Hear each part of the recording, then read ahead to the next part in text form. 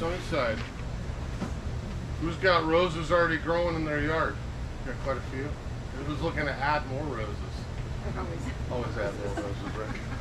I keep saying that with all plants. I got room for just one more, right? I got room for just one more. Well, thanks for coming. We're a day before the atmospheric river tomorrow. I do not think many people will be down to nursery tomorrow. I'm hearing like an inch and a half of rain on Sunday, so it'll catch us up from the dreaded D word, the drought word, right? So roses is always one of my favorite topics. There's a lot of shrubs we could choose for our yard, but in all honesty, we did hydrangeas last week. We'll do another one on hydrangeas here in July. When it comes down to the long season of bloom, you're not going to beat a rose for the sun. I mean, if I'm looking for flower power the entire summer till frost, rose is going to be one of my best choices for full sun, okay? So it's a good day. We're hopefully get some sun here one of these days. This might be one of those summer doesn't start till the 4th of July time frame, right? So I'm going to show you a few plants here at the end. We're going to talk a little bit of products. Hopefully give you some tips on kind of summer care this year. You know, if we start with kind of some rose basics, we always want to have a full sun location. We can't do one that's shade. You're going to struggle with disease. If you try to grow roses in shade, you're going to fight mildew, you're going to fight black spot. We need sun, and I don't necessarily care if it's just afternoon or all morning till 1-2 o'clock and then shade. I'll be honest, sometimes the morning sun that gets up there till 1-2 o'clock is sometimes better than all afternoon sun because it dries the foliage off when the sun comes up in the summer. So as long as we've got a good 6 hours of sun, that's a great place to start. To me, a rose is all about air circulation. I do not want to cram these in a garden. I'm not going to tuck one in amongst other tall things. We want open air, we want air circulation, and some space around them so sun can get in, we can get some airflow, and again, cut down the disease a little bit doing it that way. Now, if you're setting up a rose garden, you know, like with most plants, we just kind of joke there's always room for one more, and we always tuck one extra thing in the middle and do this and that. Give them room to grow. If I'm setting up a rose garden, I'm probably not planting them in little rows like boxes. I'm staggering them like a W, higher towards the back, lower towards the front if I've got 2 rows. But I'm not putting a rose in every 1.5 feet. I'm not putting a rose in every 2 feet. I'm probably looking at 3 foot minimum for spacing. And if you have the room, maybe a little bit more than that. Again, we want to cut down disease, give them sun. A better earth circulation is going to be happy plants. A drainage is always a must. With a lot of plants around here, we have to have good draining soil. If I've got heavy hard pan clay 6 inches down, my rose is going to struggle. We got to dig out a big hole and get them in places where we do have good drainage. So I even sometimes not an anthill, but sometimes just berming them up just a little bit above grade is a great way to kind of get the rose out of the groundwater a little bit. I can always put a little moat of compost around that to collect my fertilizer, my watering in the summer and all the rest of it, and have a pretty tidy little rose garden. So try to give them some room. We're going to dig a big hole. Rose is a pretty substantial root system. This isn't a plant. I was talking to a lady just yesterday that had like 12-inch deep planters and she wanted to grow roses in them. Said great for a year, maybe 2, but we're going to have to get something bigger here pretty quick. So we have a pretty good taproot and some deep root system to absorb water.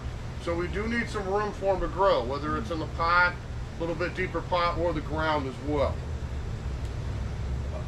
Now you can see the moat there is the last one I put on. That's one thing I do with pretty much all my plants because I want to make sure that I collect the water.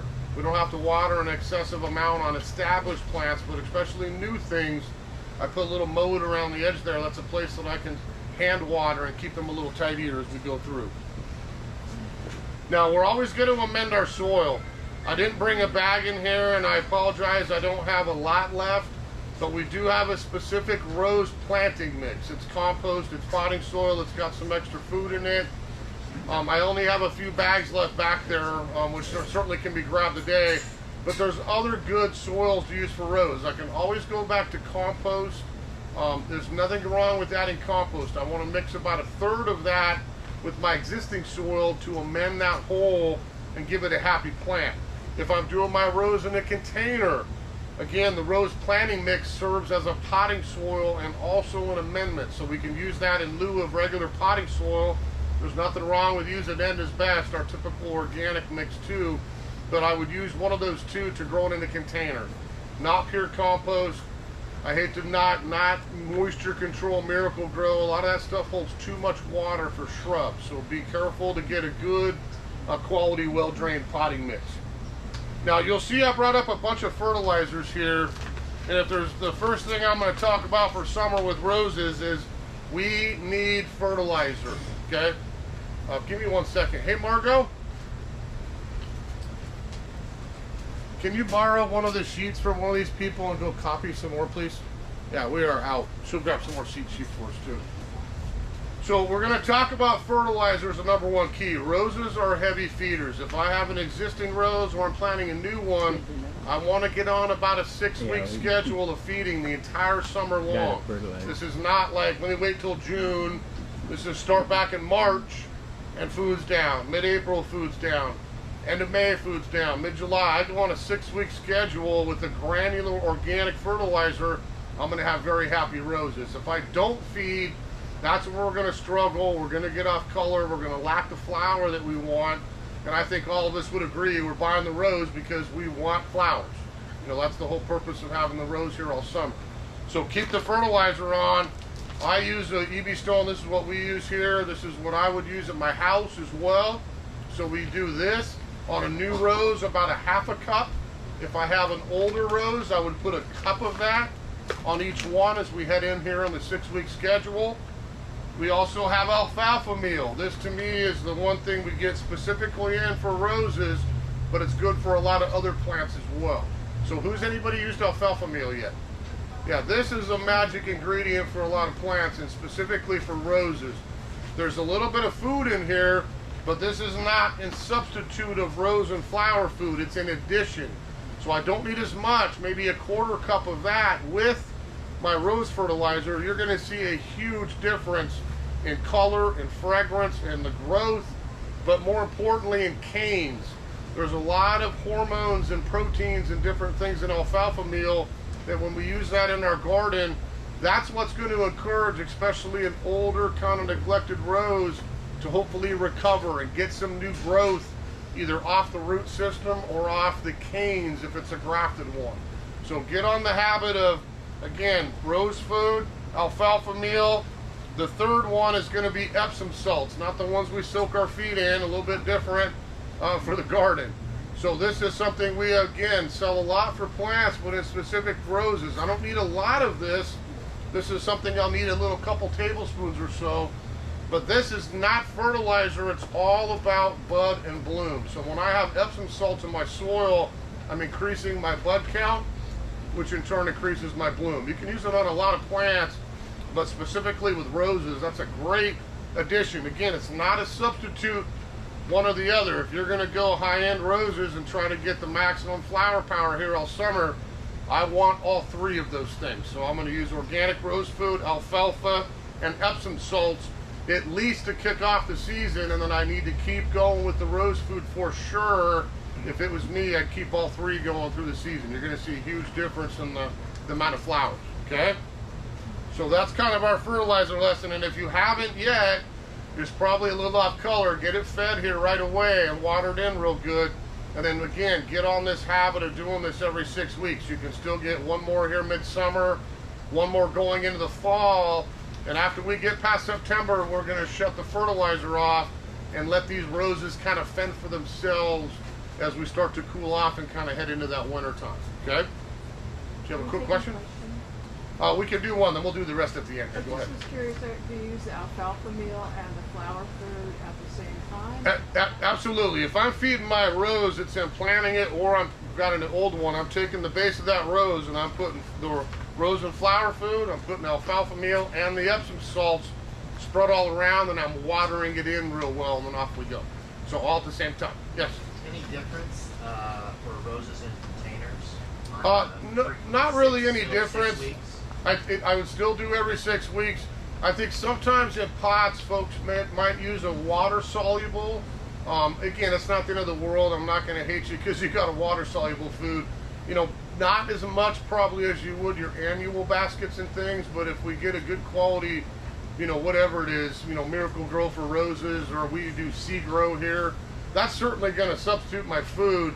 It doesn't substitute for alfalfa meal and Epsom salts though, so I would still do those two, maybe if I'm doing a little bit of liquid food, okay? So, like I said there, roses, heavy feeders, we're going to go through all that. You've got your ingredients on there. Now, the big thing this time of year is who knows how to deadhead a rose properly. You know, this is something we have to do here at the nursery because we want to sell them and keep them blooming. We're just on our first cycle. We always have to cut to 5 leaves. If you want your quickest regeneration of flower, it's got to be above a set of 5 leaves. Sometimes that's up high, sometimes it's low. I'm going to spend a little time talking about this because I think this is a question I get a lot from our customers. How do I do? How far do I go? What do I do? If I look at any one of these roses, and I brought a few up here to show you in flower, I'm not going to deadhead them yet because they're not quite done with their first bloom. But I pick any one of these stems. Let's pretend this top one here is getting done. I can look here. Oh, I got 5 leaves. I got 5 leaves. I got 5 leaves. I got 5. I can go all the way down and pick wherever I want. Do I want my rose taller? Okay, let's stay up towards the top, you know, of that cane. Do I want my rose a little lower? Okay, let's go down a little bit farther. I would add into that, who's got a little bit of black spot and mildew? Now, be honest, I'll raise my hand. I have a little bit. So that's the Washington. Now, I would recommend here after this first bloom that we probably go down fairly low. If I get rid of most of that foliage, feed it, now I can catch back up as we dry out in the summer and I've got a much better looking plant. We can probably agree on that. So if we go down a little bit farther, maybe here in the first one's not necessarily the worst thing. Maybe later you want a little taller. You don't have to. The other half of that would be, you know, rose is kind of an alternate leaf plant. If I look at a stem, I have one going this way and one going that way, one going that way. I always want to have an open center on the rose. So if I look at this particular one called, you know, Amber Glow, when I pick this flower out, I'm going to not only count my 5, but I want to cut above a set of 5 that's going outside of the plant. If I cut on one here, my growth is going to come right back in the middle and congest that plant a little bit. Is that making sense to everybody? So look on the outside of that stem and try to keep that rose going out and up versus back across the middle. So this is an important thing here as we get into the summer. You know, again, I want flowers is why I bought a rose. If I deadhead and keep feeding, I'm going to get bloom month after month after month. If I don't do anything and I don't cut these back when they're spent, my flowers have been cut in half right off the bat. It's not going to rebloom or redo its thing nearly as quick. So typically a cycle, you know, depending on what the weather does and how much we fertilize, we've usually got a cycle of blooms every probably 4 to 6 weeks here through the entire summer until we get frost. So I've got multiple flowers I can get on every single one of these stems, especially an older plant, if I take a little time to deadhead right, okay? Yeah, let's do a question on that, because that's a big topic here for the summer. Yes? Yeah, I just want to make sure that I'm clear. So the 5-leaf set, yep. What you mean is never prune below the lowest 5-leaf set? So if I hold this up here, yeah. Can everyone kind of see this stem? Now this is a bloom, I'm not going to cut it. But if I look at that stem, I can count 5 leaves on almost every one of these leaflets out. So when I'm picking one, I want to go right above that leaf. Oh, there we go, some blood. Now we're going to get a stem that's going to come right back up and off we bloom again. If I cut below it, I'll have a little stub. Or again, I cut down in here, now I'm going towards the middle. So I just want to keep that shape going out and up right above a set of 5, and you'll see a little red, and here comes a new leaf, and off we go with the brand new stem that'll develop another flower, okay?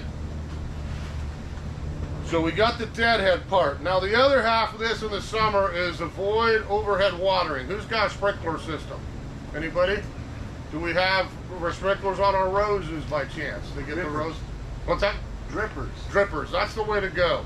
So I don't mind sprinkler systems, but let's get those on like right before the sun comes up so we dry the foliage off. If I'm out watering my rose I'm never doing this and blessing my plant is what I call it. I don't, why put more water on the leaves that I don't have to? I am watering at the base, drip system. I've got my moat set up. I can fill that with water, keep putting my fertilizer down, all those good things. The issues with roses up here are disease. And it doesn't magically appear that all of a sudden you got mildew because you're a bad gardener. What happens is we're wet, we're rainy in the spring. If I have a wet leaf and at night in the wind a little mildew spore is blowing through the neighborhood and it lands on my wet foliage and it's wet for 4 hours, now it infects the leaf and off we go with the little mildew on my plant. Same with black spot, same with rust, same with all the issues. The drier I can keep the leaves, the better. You can't do anything about Mother Nature. Some years we have atmospheric rivers in early June. Other years we don't get summer till 4th of July.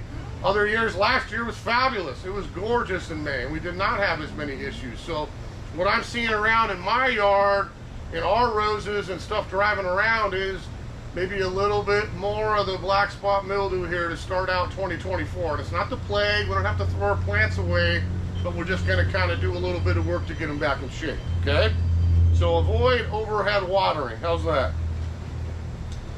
Now, if we go back, we do a lot of this in February, but just to kind of make note here, we want to start off the season with nothing on our rows, and this is tough for a lot of gardeners. We get a mild winter, you walk out President's Weekend in February. What does he mean strip all the leaves off? It's already growing, it looks like it's healthy. You know, any of that foliage left over the winter needs to come off. We need to cut it back, we need to strip it, and let it start over again, okay? It's the same thing, we again avoid the disease. You can't see the mildew starting with the naked eye, but I can guarantee you if you leave the foliage on that old rose, you're gonna start off the year with probably some problems that we don't need to, okay? We're gonna remove weak canes, dead wood, open it up, properly prune it, all that business. And we'll talk that again in February when we do our opening class for roses. Oh, the last one there I should mention, I've had a couple people ask me this week alone, can I move my rose? I'm not going to say you can't, but you know, if we transplant a rose or any plant for that matter during the dormant season or something that's just been in the ground maybe for a year or two might be an exception, but if I've got an old plant and I want to relocate it, I'm going to do that in the dormant season. I've got near 100% success. If I dig that up right now, I'm taking a huge chance it will not come back. Now, I run into this problem at my place too. I built the deck, I've got some issue, contractors coming, I gotta move some things or I'm gonna lose them anyway. Okay, well then let's do all we can to take that thing, get as much root, get it in a pot, feed it, watch it, water it, all we can to save it. But if we can avoid transplanting, wait and do it after Thanksgiving. You know, you got a time and during the holidays up till about 1st of March is gonna be much safer, okay? Now, who came to, let's be honest, we'll be honest here for a minute. Who came to class today to tell me about their black spot and mildew problems and how do we get rid of it now? Nobody? Nobody's going to admit it probably, yeah. We got one, there we go. Because that's usually what happens, to be honest. You know, speaking as a retailer here, doing this for 30 years, everybody watches all the rhodies bloom and everything's looking great and my yard looks fabulous. And then it gets to summer, oh, my roses, it's their time. And then I go visit the roses and I'm like, eesh, boy, what happened to that? I got to do some work to get that back in shape. So make yourself a note, 2025, start this early. I'm going to tell you right now, I can only speak for Sunnyside, but we use no chemicals on our roses anymore, period. I'm sick of murder, death, kill, I call it. I wrote about it in the paper. You're going to see it next week when it comes out. But I try to get things that are natural. We use all neem oil here, and I started back in mid-March. You know, and it's every 2 weeks, a quick spray, 2 weeks, 2 weeks, 2 weeks. And we can keep it very clean with something natural and safe like neem oil. If I choose the chemical route, I got to do it a little bit less often, certainly, but I also have to worry about other things in that conversation as well. Okay, you had a quick question? I do. How do you feel about dormant spray after hard pruning? Dormant spray for sure. That's a winter thing. Typically, it's copper maybe one time over the winter is a pretty safe natural tile fungicide that will get disease off of there so you start clean, but absolutely no issue with dormant spray. Yeah, we use that on a lot of things. Neem oil? So you'll see a couple. Again, I'm not going to here. stand here in the pulpit. You can read the article next week in the Herald because I kind of got on the soapbox a little bit, and I apologize. Sure. But it's up to you to what you want to do. This is your yard. Nobody's going to come arrest you because you choose to use this product or that product or the next product. It's all up to what you want to do and what you're comfortable with. So our three choices are exactly that. Neem oil, which we sell in mass. You know, you'll see the rose. The hard thing here, like I have this on special to celebrate Pollinator Month, $8.99. It's like half price. This is a great deal for neem oil if you want to stock up. These are exactly the same, and that's the hard thing for me to explain to customers. Bonite packages this pretty little red rose on the label to let you know there's a good rose spray. It's the same thing, neem oil. We carry both. You probably should just pick one or the other. But neem oil, you know, is an insecticide, it's a fungicide, it's all the above. So if I want a spray that I feel comfortable with, safe, in the yard and organic, I'm gonna probably send you towards neem oil. That would be choice number one. Choice number two is gonna be drench. This is systemic. This is traditionally, probably going back for decades, what most folks use. I do not think we're gonna be carrying this starting next year, to be honest. I'm still kind of talking to the staff about it a little bit. But this is something I would pour around my rose and it would absorb through the root system, and it's almost shields up from inside out. So if you're beyond my OCD-ness and you want perfectly polished leaves with chemical, that might be the way to go, you know, if you want to do a little drench. The same thing as that on a spray. This would be the chemical counterpart for the in-season spray. So this is called Rose Shield. I put this down once a month, and this again does bugs, it does disease, it does all the above. So those are my three choices. I don't like, someone's gonna ask me about Rose Systemic, the old granular. I would never use that, to be honest. It's really garbage fertilizer and insects. It does nothing for disease. I could take care of an aphid on my rose 100 different ways. I do not need a chemical to kill aphid. So the fertilizer in there, the fact it does bugs is meaningless to me. I'm worried about disease would be the thing I'm worried about. So all those three do both, but take care of the worst things around here, which is going to be our black spot and our powdery mildew, okay? All right, off the soapbox, we'll move on to something else. So you'll see pictures. We got things in fancy pouches now. So the alfalfa meal I like in a pouch. It's not something I ever use cups and cups of at a time. But now I can reseal it with the Velcro, keep it in my garage box, bring it out, use it again and again and again. And it's good for roses, but a lot of other plants as well.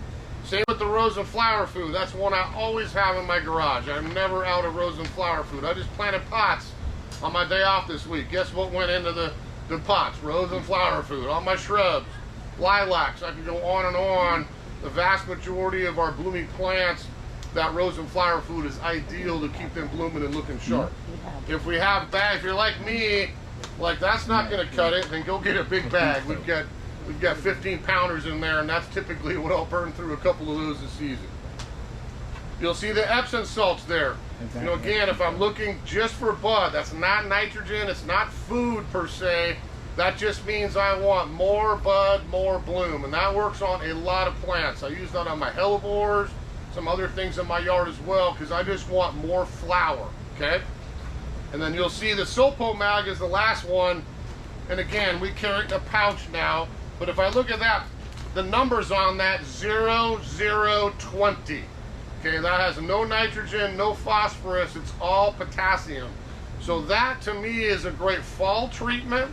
It's more about the root system, the graft, the wood, the overall plant. Not for leaves, not for bloom, but I want to help out the plant with some extra stuff that way. Okay, you got a question? If I have some of that Ultra Bloom, yes, exactly. is that good? Will that... Absolutely. I put Ultra Bloom on pretty much everything. I didn't bring a bag in here, but that's something I do on my annuals, my perennials. It goes in with my pots and the roses. It goes on all of it because that's no nitrogen. If you haven't tried Ultra Bloom, that's a strict fertilizer that I can go just for bud and bloom again. Pure phosphorus, potassium. Would you use that instead of Epsom salts? That you could do either or, same Okay. thing. Yeah, I mean that would be almost an either or thing. Okay. Sometimes the Epsom salt's a little bit easier to sprinkle in, but it's up to you. Yeah, I go Ultra Bloom. I don't use maybe as much Epsom salts at my place. Okay. Okay. There's a bag of that rose planting mix. If you all leave your name and you're angry because I'm out, I think I only have 8 bags left. I didn't bring another pallet. I will get more, and we'll get you some rose planting mix if you want it. But it's just the same as the compost, potting soil, all that stuff mixed up with a little bit specific blend kind of for our roses, perennials, flowers, and things. Okay. You'll see pictures of the products I'm talking about there. And again, neem oil and Rose RX are exactly the same thing. I don't know if you, like I mentioned, pollinator month is June. That's a huge thing for me personally. It's a big thing here at the nursery. We kind of celebrate our native bees and butterflies, hummingbirds, try to protect them as best we can. And that's the kind of stuff you're going to see here in June. Neem oil is something that won't affect any of those, and that's why we're running it on a super special here for the whole, probably beyond for the whole month. We got a bunch of it in to sell. It's on $8.99 is a great price for neem oil. Yes. Speaking of bees, there's a spray that I used last year called Bee Safe. Yep. So do you sell that here? I don't. It's probably the same active ingredients as these, because the insecticidal soaps, I'll have to look it up and see what's in it, but it's the same thing as this, I can guarantee It you. has sesame oil. Yeah, I think. yeah. There's other stuff in there too. Yeah, you'll see. That's another safe organic one. Now, if we just talk quick roses, so here's our kind of general classifications. We have hybrid tea. If I go to the florist shop and I buy my wife flowers on occasion, which I do a few times a year, we got long stem roses. That's our hybrid tea rose. If I'm looking for kind of a typical rose, all the probably ones you recognize, Double Delight, Mr. Lincoln, and Peace Rose, and all the traditional roses, one long stem, one flower on the top, I've got my hybrid tea. If I want Grandiflora, that always sounds fancy, right?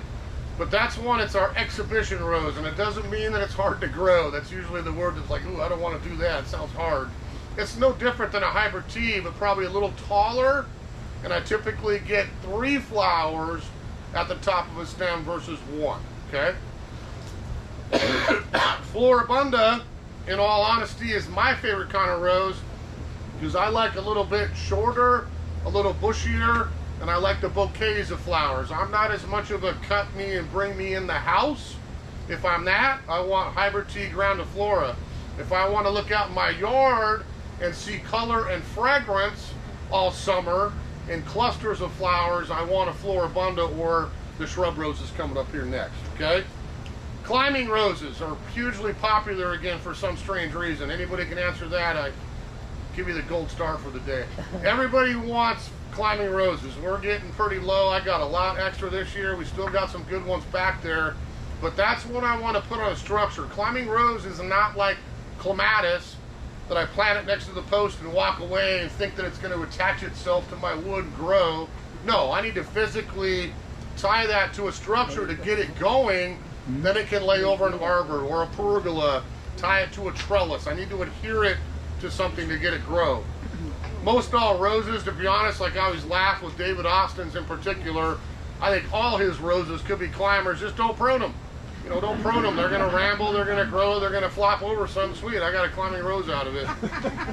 But a lot of the roses you can get a little taller and do that with. But climbers are a little more specific, a little more height, and again, a little bit more structure on something to add to. Ground cover roses, there's quite a few of those out now, and again, probably not the stuff to cut to bring in the yard, but I've got a bank or I have a border, a slope. I want color on it in the sun all summer, and I want something to almost naturalize a little bit, then I'm going to look for some of those ground cover roses. Doesn't mean they're crazy invasive. It doesn't mean they're going to take over, but it would be something, say, under 3 feet in particular that's going to bloom and typically does not have to be deadheaded like other roses. I can just let them bloom, grow, bloom, and then whack them back in the fall. See you again next year. Very, very easy roses to grow, okay? So you'll see happy trails out there. I think we've still got some drift. We've got some, what else do I have? I think there's still a few flower carpets out there as well. But that's something, again, we can typically still get ground cover roses over the summer if we do run out. Now the English roses, I don't have a very good British accent, so I'm not even gonna try. But you know, we have our fancy fragrances and we got kind of our pompous British roses, right? There we go. So David Austin does some fabulous roses. Probably in all honesty, his worst smelling rose probably smells better than any of the other roses out there on the property when it comes down to it. So if I'm going for fragrance, I'm probably going for David Austin. Now I mentioned with him, he's got ramblers, he's got climbers, he's got shrubs. I think you could probably pick any one of the above and do what you want by pruning. So I've seen that. This year especially was like, every time I've gotten that in for 30 years, it was a shrub. Why is it a climber now? Because I just think they're so versatile. You know, you can pretty much do anything with his. So we have, I thought I brought one in. I didn't bring one in. So we have still some out there. That's our kind of classic quartered heavy fragrance rose. English rose got a little different look to it. And frankly, a lot of the other rose growers are tending to copy him these days. Most of the new introductions I see come out every year look like David Austin roses these days, the vast majority. So they're trying to give them a little English flavor too. You'll see shrub roses. So who lives in, anybody live in Everett? I'm an Everett resident too, lifer. So if I walk down or I drive down to the waterfront down there, anywhere along the front, and people ask me also, dude, what is that the city's got planted all over the place down there? You know, there's your shrub roses, your rugosa roses, your zero maintenance rose. If I want to plant one, never spray it, don't have to prune it. I think they frankly bring a lawnmower in one time over the winter and just cut it off at the curb, and then next year it looks gorgeous again. I mean, it doesn't skip a beat. So those are plants that will sprout a little bit more if you've done rugosa rose. They're fabulous plants, but that's not like a shrub. It's a shrub that continues to sucker and grow into a really nice specimen if you've got the room. But those are plants I would never ever spray. If I'm out here even with neem oil and I'm spraying roses, I don't even touch the rugosas. Have not been touched once this year. If I hit them with the spray, I'll probably burn them. So aphids on occasion, little insecticidal soap, that kind of stuff's fine, but you will not get black spot, you will not get mildew, you will not get the issues on rugosa roses and many of the shrubs as well. Yes? Do you deadhead them? I would not, and for this reason. The one reason I choose rugosa roses or rugosa hybrids is I want the hips. You know, the really cool looking hips in the fall. So if I do a little bit of early pruning, that's fine. But when we get towards late summer, I'm going to let them ride because I want them to develop those beautiful little hips that I get to enjoy in the fall and the winter time for a little color. Okay, so a little bit early is fine, but that's not one I would be as OCD on, pruning and deadheading all summer through fall. At some point, I do want to get the hips for me. Yeah. Okay. We get them all. Tree roses, last two. So I don't know that I'll keep. Can I ask another question about that? So if you don't deadhead, it will form a hip. Exactly. So if I let it go, like I have, several that are blooming now. They won't be blooming late summer, fall. So if I don't deadhead, they're done. You'll get those. Well, they won't die back. You get those beautiful hips on there, but no more flower. The flower cycle is much less. Exactly. So the last two there. Tree roses and patio roses. Now, patio roses is a new fancy name for miniature rose, right? We used to call mini roses. Now they call them patio roses. Just sounds much better. So those are ones I ran whites for like almost 20 years. We did a lot of both of those. I kind of told myself I was not going to do either of them anymore. And the last few years, people just hound me, God, you got to get some in. All right, we get a few. Those are probably my two least favorite. I mean, just to be brutally honest. But the patio rose first, if I had a spot that I wanted to grow in a container, that would be the place for a patio rose to me. I want a little 2-foot rose with nice little flowers, tuck it in a pot, enjoy it in a small spot. I don't have as much problem with that. I don't know that I would plant a zillion patio roses all over my yard. I think they're going to struggle a little bit more than some of the other roses up here. The tree rose, I would love, but it frankly comes down to hardiness. So anybody got tree roses? Have you had yours come back year after year? I I just got it. You did? Well, that's right. You're going to be protecting your China doll here this year. I got a China doll. It's a really tough one because with all roses, it's not the rose that's not hardy. This is not going to make sense, but I'll try. The rose is hardy. That's not the problem. It's the graft is the problem. And if I get a grafted rose, we don't typically get cold enough here to kill a grafted rose, or even a typical, Mr. Lincoln or Double Delight or something like that. But we do get cold on occasion where they don't come back and they sucker off the root system. I got to throw it away because it's never going to be the rose, and I got to start over again. The tree rose, now I have a graft at the ground for the root system, and I have a graft on the top of the stalk for the rose I want. Now, I'm not saying you can't do them, and I've seen a lot of nice ones around, my mother is included, but she'll take some time to protect them for the winter. I'm not walking away from a tree rose. I've seen everything from like old pantyhose that got torn. You can kind of make yourself a little pad around the graft and insulate it a little bit. Frost cloth, burlap, we can go on and on. Or something, it's easy to mulch the base and just pour a bunch of bark or compost and protect the ground. But the part above the ground is the one I have to worry about a little bit more. So is that kind of making sense a little bit? So it's not that you can't, it's a really cool plant when you see them growing in a garden. But if it was me and I did one again, I'd put it in a pot. I'd get a big old pot that I could enjoy it as a specimen, and I could leave that out in the winter. And now I see this little Arctic blast coming down, in 2 weeks. Sweet, I take my pot, throw it in the garage for a couple nights, and then put it back out when it's done. We don't ever get, it's not South Dakota. We're not going to get a month of 40 below zero, but we got pretty darn cold again last December for a week, and a lot of stuff in my yard is already in the compost heap in the stack, because I probably should have been growing it anyway. So try pot would be a little bit safer to me with the tree rose versus the ground. Or make sure you write yourself a note before we get into the cold. Excuse me, whenever it comes, mulch the base and get something to protect that graft at the top, and you'll probably be okay. All right? Done with that. So hopefully I'm going to whip through a bunch of pictures here and we'll cut you loose. But I'm hoping today, it's the same kind of thing as February, that we be honest with ourselves, because I don't ever want gardeners to be disappointed. I love roses. This is something I've always liked, and I'll always have them. I'll speak in all honesty for me. As a 50-something-year-old, my older boy's a teenager here next week, so I'm an old dad. Before I had kids, I had your rose garden. I was out OCDing every night after work and picking my black spot leaf off, and I had my Double Delight and all my fancy hybrid teas. Once I had kids, I decided, you know what? I like roses, but I don't have time for this for a while. So I went to shrub roses and rugoses and other styles of roses for me personally that I don't have as much maintenance with, okay? So that's the honest thing. When my kids are, I can say when my 18-year sentence is over with, just kidding. The kids are out of the house, I'll go back to my roses that I want to grow. There's so many out there right now that I never got a chance to grow that I'm like, ooh, I can't wait to have one of those here one of these days.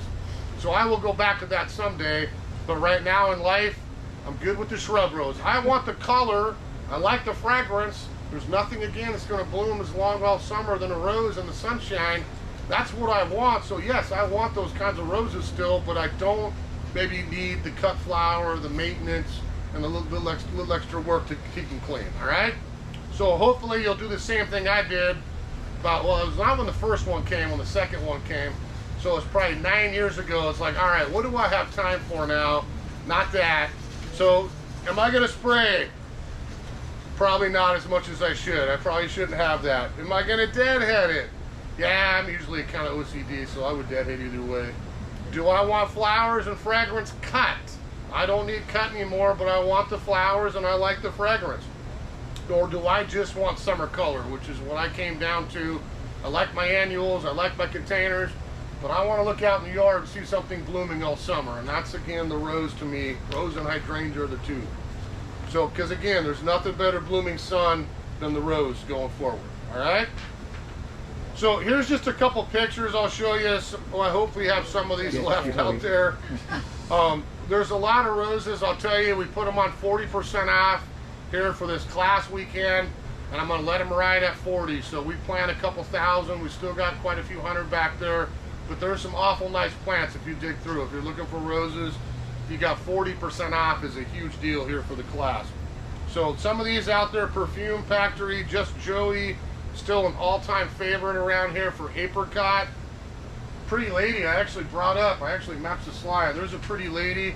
If you like the Downton Abbey series there on BBC, they introduced quite a few roses, and that's one they put out of their series there. That's been a great kind of deep pink one.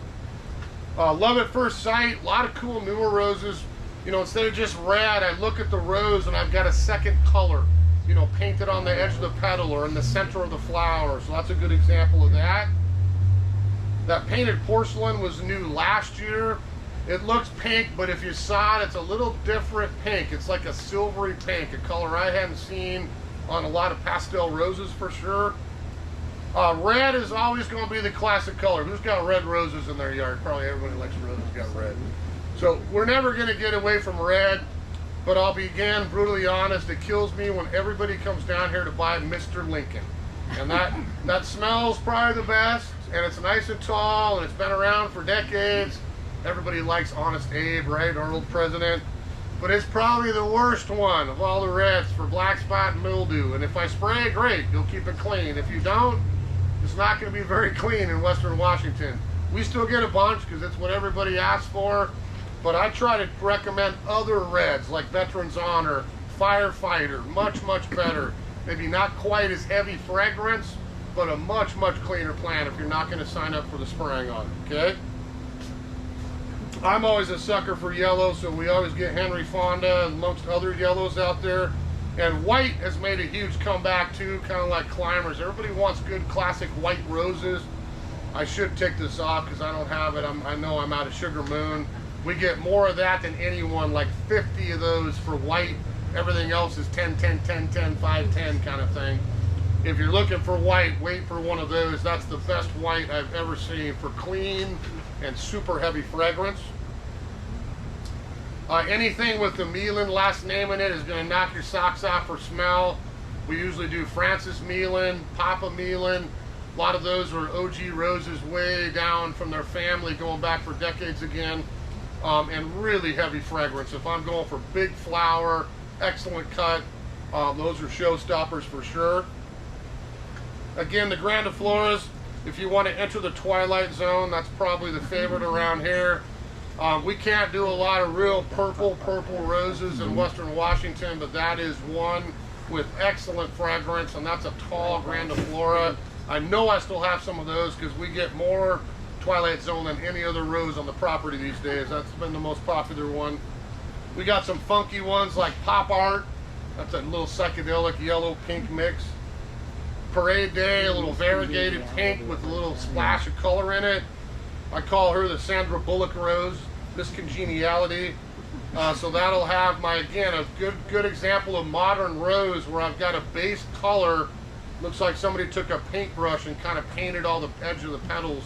Oh, that's a fabulous color on Miss Congeniality. Queen Elizabeth, in honor of the Queen, rest in peace, right? So we got extra Queen Elizabeth because we already had people calling this winter saying they wanted to plant a new queen in honor of the Queen of England. So we got some Queen Elizabeth. And then again, BBC has introduced some great ones. Anna's Promise is another one out of that Downton Abbey series. That's a pretty different color too, kind of a bronzy apricot color, is a little bit different than some. There's a couple good examples of our other rose growers copying Mr. David Austin. So if I took the names off those and you looked at them, you would probably think those are a couple Austin roses. The quartered center is typical English rose. Really good fragrance on them too. But again, I'm looking for taller, kind of tall exhibition rose will be our grandiflora. Here's a lot of the ones I like again, Floribundas. We can almost get to blue, like lavender blue, not indigo blue. We probably got to get some spray paint or move to South America to grow those. But lavender we can do pretty close to getting towards blue. I love me some orange, so Burst of Joy is a great one. Celestial Night is getting towards that purple again, kind of a plum color. That's a newer one, last couple of years. I don't like ketchup or mustard, but you might like that rose. That's kind of a totally different rose. Again, a popular, the customers ones around here, red with the yellow. You know, there you go, ketchup and mustard, easy as that. Again, for white, you'll see a whole series, mainly floribundas and some shrub roses. They call it the Easy to Love series. Doesn't that sound fun? It's easy to love. So Weeks Roses has introduced a number of really good floribundas and shrub roses over the years. That again, if I didn't want to spray, I didn't want to do as much work, and I wanted a pretty clean plant, those are going to be at the top of the totem pole for kind of leaving them alone and letting them grow naturally. So Easy Spirit would be the white one. If you ask me, the best rose on the whole property would be Julia Childs. A, I like yellow. B, I like smelly. And C, I would never have to worry about Julia. That's one I've had a lot of customers over the years come back and say, thank you for directing me towards old Julia. I haven't had to mess with it at all. So that's another one. It is healthy, and I don't do anything to There it. you go. We got a first-hand account right here. So Julia's a great one. And again, I should mention too, we talked a little bit about grafts. You know, the tree rose. Do I have this budded or grafted? Some roses don't grow roots very easily, like Double Delight or Mr. Lincoln again. I kind of graft that on a root system to get it to grow with some vigor and bloom in the yard. You'll see a lot of roses. Everything I can get, we label ours as OR. They're called own root. And I get as much rose as I can every year. David Austin, Fiber Teas, all the above that are not grafted. Because again, that's the weak point. And if I have a non-grafted one like Julia Childs reminded me, that's always on its own root. That's going to grow much better. I don't have to worry about the graft, and I've got superior winter hardiness for sure. Okay. Life of the Party. Love Song is about as good as lavender as I've ever tried. I've tried a lot of lavender roses over the year. Somebody, I feel sorry if you tried Sterling Silver or Lagerfeld, or I could name about 8 other ones. The color is unbelievable. The rose is beautiful. They just are super disease prone. Unless we're really spraying, those are going to be tough to grow up here. So Love Song by far is the best lavender we've had. That's the only one I try to pretty much get in these days because I think you can grow that here. We want a little freaky artist. We got Frida Kahlo right there. That's got some fun colors going too. We got Rosie. Everybody's got a flex, right? Rosie the Riveter. If you like some orange. Sun Sprite probably goes back to childhood with me as I smile. I'll always get Sun Sprite in. It's always the first rose to bloom. We always will have Sun Sprite here. That's one of my favorite roses for floribundas. It's not the supreme disease resistance. We have to watch it a little bit, but it's a great smell. It's an easy one to flower, and it's always, every year for 30 years, I can walk out there the first, second week of May. The first one to bloom is always Sun Sprite. I'm waiting for one to beat it yet.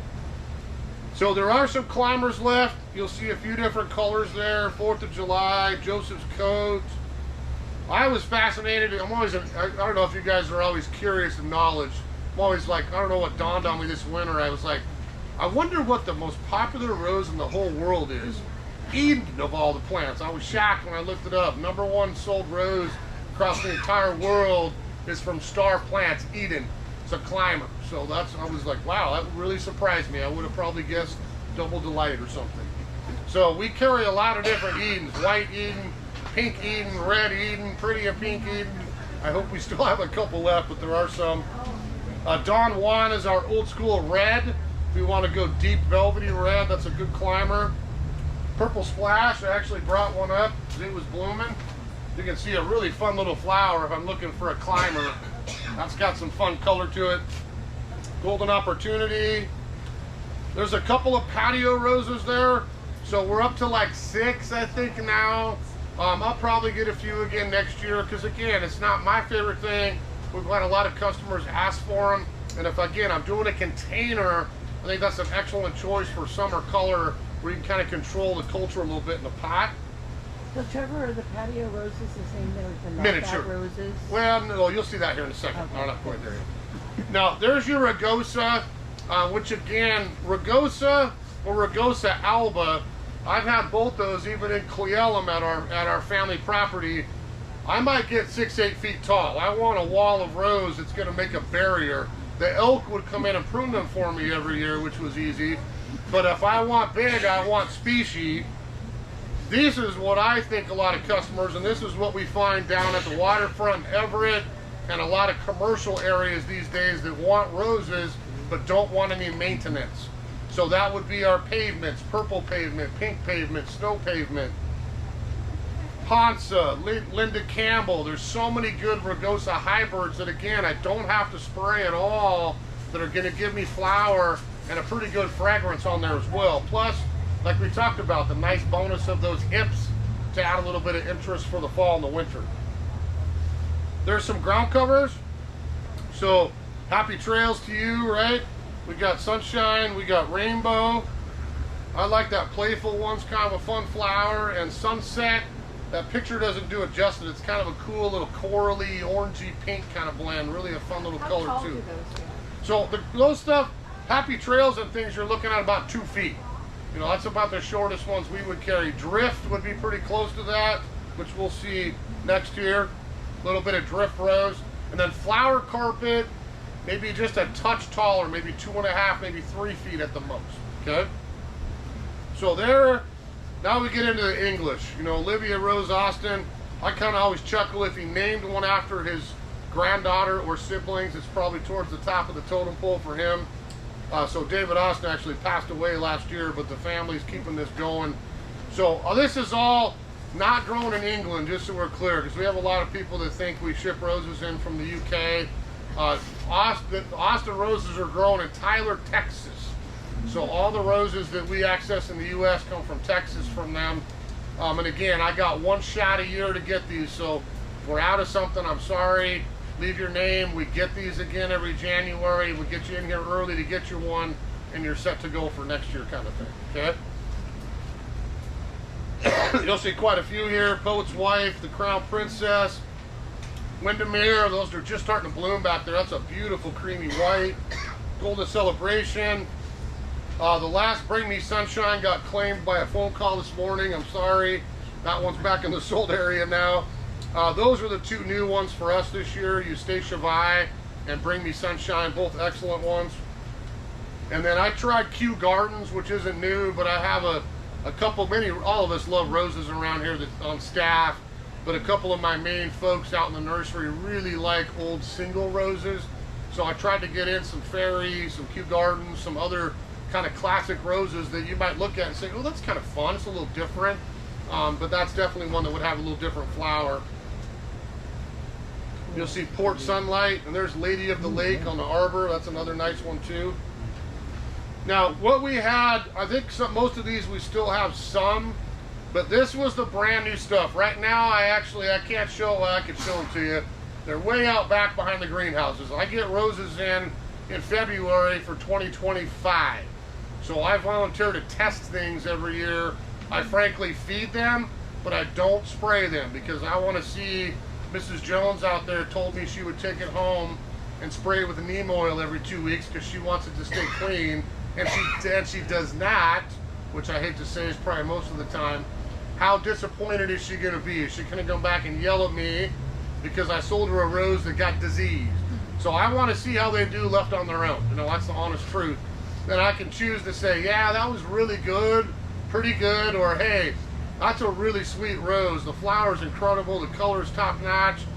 But I'm telling you right now, if you don't spray it, you're gonna get mildew, you're gonna get black spot kind of thing in our kind of climate here. So I do have 2025 that I'm testing. I don't even know the names at this point because they sent them to me with random numbers on them. At the end of the summer, I get a sheet that says, oh, if you're wondering what you have, here's all the names, and then I can kind of make a choice if we want to carry it for next year, okay? So the new this year, Cosmic Clouds was my favorite rose of the year. Dark color.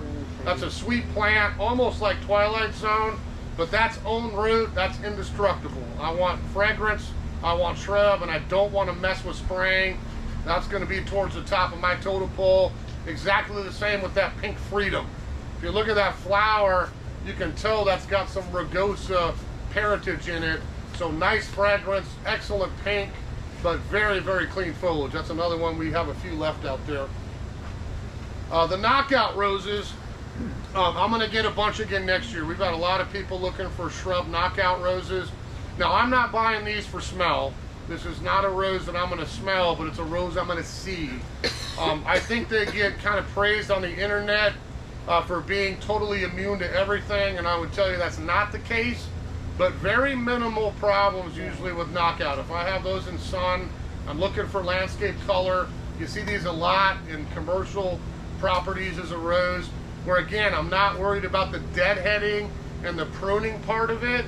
Maybe I spray a little bit off and on to keep them super clean, but I will get flower growth, and that cycle continues the whole year without having to do a whole lot of deadheading. They do really well in containers. Yeah, excellent one for pots. That's a lot of folks that I have do that, or a hedge even, looking for a little like informal rose hedge on the yard. The new colors I thought were excellent. It's not the same old pink and red and blush and the same colors. We can do easy beasy yellow. They finally got a great orange one. That orange glow came out this year. And you'll see some back there. I don't have probably all of them left, but that's a rose that I can actually buy back in. So leave your name if you're looking for some of those. I have other growers that grow those that I can still probably purchase most of them and bring them in for you if you need to, okay? Drift Buttercream was the new ground cover rose from Drift. We don't carry all their colors, but same thing. If there's one you read about or interested in, that's one I can typically order in a little bit. There's probably a dozen colors now of Drift roses from Star. The Power Puff is just starting to bloom. I brought that one in. And again, I can see that total English rose look. That on a Floribunda, which is probably the first one I've seen on a Floribunda type rose with that, again, classic English quartered rose look to it. That's Power Puff. Make Me Blush. They get some great names for these, right? Make Me Blush is out there. Miss Manners. That's a tall grandiflora. And I thought that had the coolest smell of any of them this year. I think we still have some Quest for Zest. That has got lemon. That smells like lemongrass, pure lemon, which is a really cool fragrance, I thought, on a rose. And that's a pretty good color too. But that's one I think we still have some of those back in the roses as well, okay? So, hopefully you got a couple of tips today. Like I mentioned, the roses are on 40 off, and when they're gone, they're gone. So if you want to grab some, the atmospheric river does not start till tomorrow, or like 5 o'clock tonight is I think what my phone told me. So do a little shopping here before the sun comes down. You can always plan them a little later, but certainly go back. We've got a few on display in the walkway, but ask my staff. We'll help you try to find them if we have them left. And then most of the roses are back in the rose garden area back there right now. So we got some questions. Yes? Trevor, need your advice. We do all the work on the roses, and then deer come through and prune our roses heavily. They don't know about the 5. Yeah, they don't know about the 5-leaf rule. So if I got a trick, if I could train the deer to cut above 5 leaves, we'd be in business. That doesn't happen for me either. There's no way to get them out of there except try a repellent. Have you tried any repellents? Not yet. We don't want a cage. Or, no, and that's the whole thing with me is I don't want an 8-foot fence. I don't want chicken wire everywhere. I would get a repellent for sure. We do. There's I think probably the best one on the market still Plant Skid, and we have that in the store. Don't feel alone. This is a pretty common problem, really, no matter where you live. I mean, I kind of jokingly mentioned the elk and Clayella. I mean, I would have 8-foot plants that were down to 1 foot when I would come back next spring. So they just said, and of all the things, why would you gnaw a rose cane? It must be sweet. It blows my mind. That's got to be blood in the mouth somewhere. But that's a different. So the only, I mean, I'm just being honest. I've heard, you can look on the internet and find, my dad swears by Irish Spring soap. Oh, really? You know, hang a bar of soap out here and there. They don't care for the smell. The next person I asked was like, are you kidding me? He walked up and took a bite of it. So I would try the repellent because just be careful with the repellents. We have 2 classes. One, we use anywhere in the landscape and I'm safe. If we're near the vegetable garden, be really careful what's in it. Because egg solids is typically one of the deterrents. If we have eggs in there, we take the chance of salmonella, and I don't want that on my lettuce, my broccoli, my tomato, the vegetable garden. It's okay. Called plant skin. Plant skid. Yeah, plant skid. Okay. Yeah. Little good Swedish word for you today. There you go. Yeah. Okay, I have a piece peace rose Uh-huh. in the sun, Yep. right next to Rosie that's doing beautifully. Yeah. River. But it's had every diseases. Yep. And you always say, well, don't get rid of it. But I've cut it back. It's got one new beautiful green thing coming out. Okay. Should I try to save it? I haven't sprayed it as often as I should. Yeah. All that. Is it worth saving? Do you think? Well, I mean, you're tugging at my heartstrings because I think all plants are worth saving. But I'm being brutally honest. I mean, peace. My first house in Seattle, I inherited a peace rose, and I don't know that there was one day, spring, summer, fall, or winter, that it wasn't covered in mildew. Okay, And it it's was not. my great uncle's favorite. That's why I Exactly, bought and one. it's like it's a great rose. It's been around forever. It's not going to change what it is. And if you don't want to spray, I would send it to the compost heap in the sky. I'll give it a little bit. If you're gonna do a little bit of spraying, it's not that you can't keep it clean, but if I'm gonna go natural with neem oil, I mean, this goes back to mid-March, and I'm getting on some sort of schedule to try to keep it to a minimum. And I probably didn't take all the leaves off. Like Yes. I should. Well, and that probably, of all the roses we could talk about, I don't know that peace rose ever goes dormant. I mean, there's a few that keeps its leaves here and there. I mean, again, going back to my house 25 years ago in Seattle, I think that thing had more foliage on it in December and January than it did in June and July. It just Yeah. never went It's dormant. different, yeah. Yeah. Okay. So it's just, again, it's gonna be your choice. Do Yeah. you want to put a little time? You can grow it for sure, but if we walk away, you're gonna Yeah, get the that's black it. spot mildew. Yeah. Thank you. All right. Can I? So I have 50. What's the last? 55 Nice. roses. Okay. I garden organically. Yep. I use no spray, pesticides, nothing. Okay. I have no black spot Okay. ever. Yep. So everyone's microclimate is so different. A little different. Yeah. That it's interesting to me that spraying will stop the black spot, Yeah. but there's also the natural way and Just- to keep your roses healthy. Just prevent and it. so that they can, engage the disease resistance and Exactly. fight them off. Exactly. Right? Yep. Yep. Yeah. I would totally agree. I mean, that's my yard essentially. I try to use. I hardly have to ever spray anything. When I do, it's insecticidal soap, neem oil here and there, and it's not on my roses because I don't get any issues.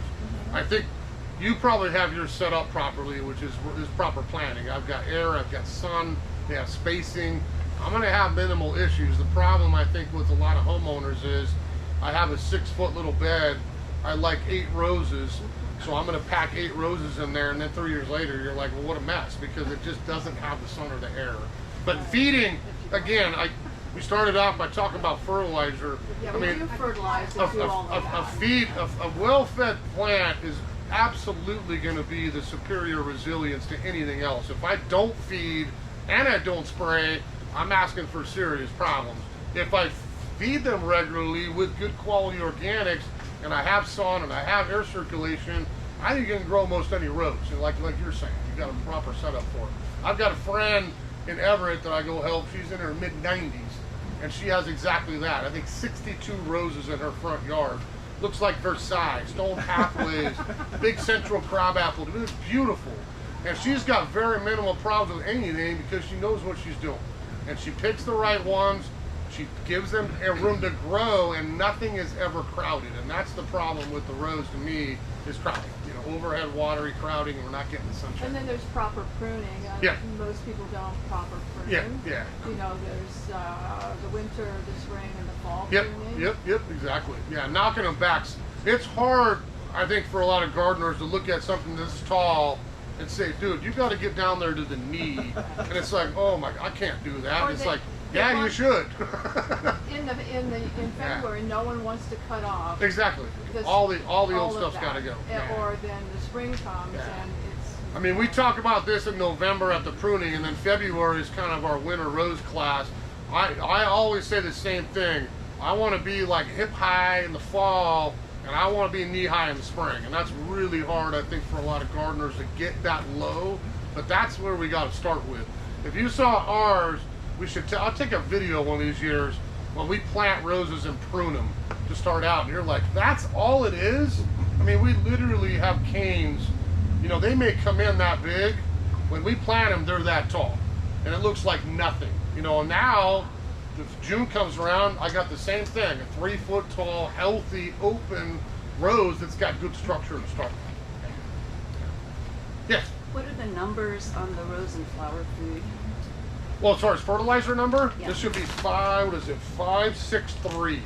So decent nitrogen, but again, that's going to give me healthy foliage. I want the phosphorus potassium for bud bloom count. Yeah, that's the way to go. You're always going to have a little bit more. And somebody mentioned ultra bloom, same thing. I really want to up my phosphorus number. Ultra bloom is like 0010 or 01010. So that's all it is about bud bloom and no growth. Okay. Yeah, we typically have plenty of nitrogen in our soils around here, if you ask me.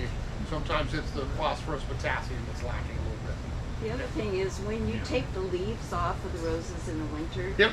it's very important to get rid of the leaves. Oh yeah, get rid of them. Don't leave them on the ground. Yeah. Don't compost them. Yeah, don't compost them, exactly. That goes in the, not in the yard waste, but in the garbage can. There And you my go. garden workers use a blower to Blow it out. blow the But send it leaves. to the neighbors, right? Well, they rake it. They blow them to a pile. And then rake them up. That's the way to go. Yeah, I didn't know that. That's the way to go. All right. Don't put the All right. Well, leaves in thanks there. everybody for coming. Like I said.